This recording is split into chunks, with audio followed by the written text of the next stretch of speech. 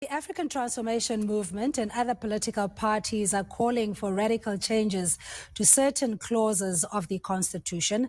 The party has made submissions to the Constitutional Review Committee to amend the preamble. It currently says South Africa belongs to all who live in it.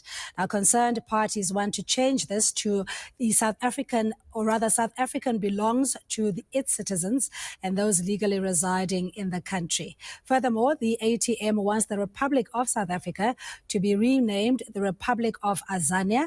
It is also calling on Parliament to be the final arbiter on constitutional interpretation. I know it's a mouthful, but we have ATM leader Vuyo Zungula joining us in studio. Vuyo, good afternoon to you and thank you for joining us. Just clarify very briefly your designation within the ATM. Last we heard you were either fired because of your popularity. So which is it? Are you another Whitfield kind of a casualty? Yes, no? I'm an NEC member of the ATM. In Parliament, I represent the party as a party leader. All right, despite the reports that you are no longer its president. Yeah, there's been a change because previously I used to be president. Now, Professor Sizan Ongunga is the president. I'm in the National Executive Committee. In Parliament, I'm the party leader.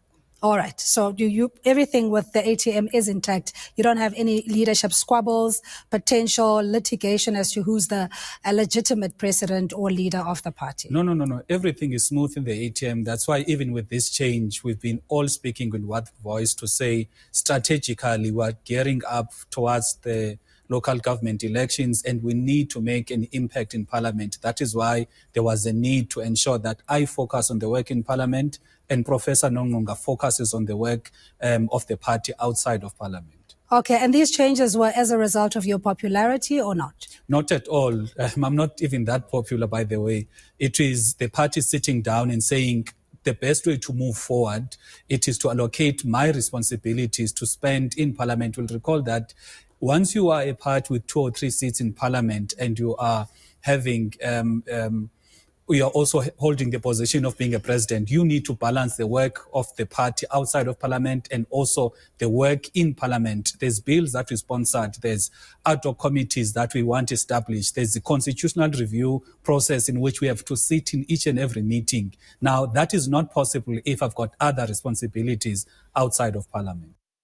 All right. Now, thank you for clarifying your organizational reshuffle, for lack of a better word. But let's talk about the amendments that you are proposing to the Constitution as it stands and what that parliamentary process entails. In other words, you've made your submissions.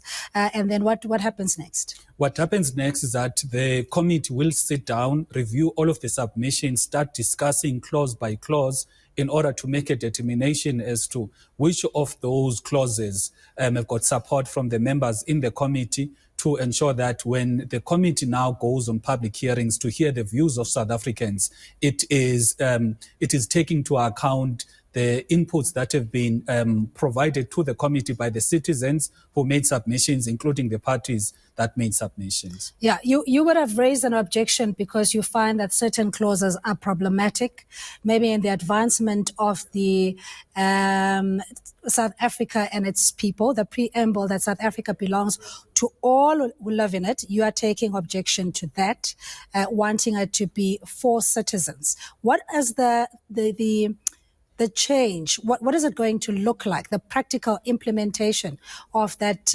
change, if you will, if it is adopted? I think we need to remind people that, when the Constitution was discussed over 30 years ago, the ANC government wanted to prove to the world that it will be the opposite of the inhumane apartheid government. So they were wanting to have a constitution that will give confidence to them as the ANC, to the international community, that unlike the other countries that were oppressed, there's not going to be a case whereby the people that were oppressed are now oppressing the former oppressors, because that was the fear and the environment back then. So they made a constitution that is so open to everyone without taking into account the issue of sovereignty, protecting of the national interest, and ensuring the rights of the citizens are held in higher regard as opposed to the rights of other people who are not citizens. So that is the environment in which the Constitution was founded on. So that is why even with the case of the preamble, South Africa belongs to all who live in it. In their mind, the ANC, they wanted to prove to the apartheid government that they'll still enjoy their rights as citizens in our country. But they did not think about the possible misuse or the abuse of the certain clauses that we have. So in the past 31 years, we've seen how the Constitution, even though one would say it was done in the best interest or having the right attitude towards it, but there's been abuses that have rendered some clauses of the Constitution not to work in the best interest of our country. All right, you need to unpack that because we already have legislation around the documentation of immigrants, illegal foreigners, etc., nationals being deported. That is a function of your Department of Home Affairs. So if you change that preamble, I'm just trying to understand those who are here illegally are no longer going to be protected under that general safety net that South Africa belongs to all who live in it. Look, when a person comes into the country, the law does stipulate in which the manner in which they should come and go. Now, the issue with the Constitution is that there's the word citizen, and then there's going to be the word everyone. Now, our contention as a party is to say there needs to be instances whereby the Constitution is very clear to say everyone. When it says everyone, then it refers to each and every person, whether they are legal or they are illegal in the country, whether they do not even have a citizenship of South Africa. Now, when it says citizen, now it is very clear that it is referring to the bona fide citizens of our country. Now, when the courts interpret some of the judgments or some of the issues that are happening legally, now it is a problem where everyone, in the mind of the drafters of the Constitution, they were referring to each and every citizen. But the manner in which it is framed, it is saying everyone. So the interpretation would be everyone, even if you are not a citizen. So that is why there's been this inconsistencies when it comes to the interpretation and the benefiting of South African citizens because of how the wording is structured. All right, and just if you can also explain to us the change of name to the Republic of Azania and also the supremacy of the Constitution, that being the arbiter, or Parliament being the arbiter of the interpretation thereof. South Africa is still a colonized name because before 1652, we were not South Africans. You know, the word South Africa, the name South Africa came as a result of the British and the Boers coming to club together and forming what is called the Union of South Africa, because that is, they are working together for the oppression and of the indigenous people. Now, all countries that were previously colonized, Southwest Africa, immediately they got their independence, they changed it to Namibia, because a name is an identity, it is your heritage. Now, you can't now expect South Africans to hold on to an identity that was imposed on them by the colonizers. And on the second one, we are saying as a party that we want a state whereby Parliament, because it is the voice of the people, whereby if the people that are in Parliament do some things that are wrong in the eyes of the people, people have got 5 years in which they can vote them out. They can even call for fresh elections. So there's that accountability mechanism. Now, we've got an anomaly in our country whereby it is the courts that are the final arbiters. Yet, the people that will be held accountable, it is going to be the parties that are in Parliament for the decisions that have been taken through the interpretations of the courts. So we are saying that there must not be an instance whereby a court will make a certain determination and then instruct Parliament to change the law to suit their interpretation. We want a case whereby Parliament must listen to the views of the people through public hearings and public consultation processes and enact laws that will be the final arbiter, not the constitutional court. All right, that might be a lengthy, cumbersome process because it would have to get the consensus, if you like, of all parties or stakeholders, including your community and public engagement. So it's not something that's going to change overnight.